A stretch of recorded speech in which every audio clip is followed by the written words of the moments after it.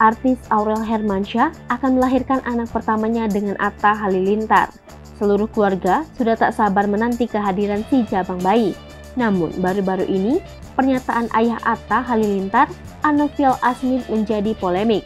Anoviel Asmid mendesak sang menantu untuk melahirkan secara normal. Ia punya alasan sendiri atas permintaan tersebut, yakni memungkinkan Aurel melahirkan banyak anak.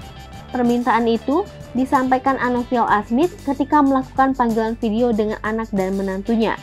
Awalnya, Anoviel hanya memberikan saran kepada Aurel Hermansyah agar tidak tegang jelang persalinan.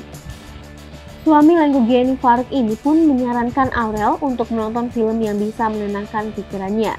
Aurel Hermansyah diprediksi melahirkan pada 21 Februari 2022. Pasangan Aurel Hermansyah dan Atta Halilintar sedang menanti kelahiran anak pertama. Tinggal menghitung hari, bayi yang diprediksi berjenis kelamin perempuan itu akan segera lahir. Momen tersebut tentu saja sangat ditunggu-tunggu oleh Krisdayanti. Menurut Krisdayanti, Aurel Hermansyah diperkirakan akan melahirkan pada Senin depan. Hal itu disampaikan dalam video yang diunggah di kanal YouTube Intens Investigasi.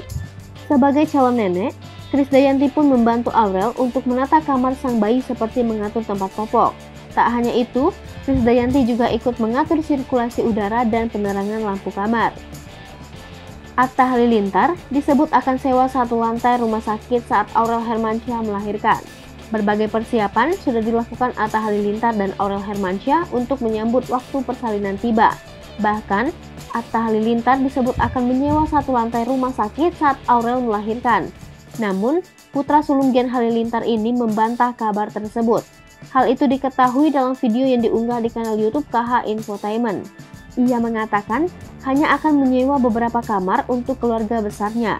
Dijelaskan Atta Halilintar bahwa kondisi pandemi COVID-19 yang membuatnya harus menyewa banyak kamar di rumah sakit. Atta juga memastikan bahwa dirinya akan taat protokol kesehatan.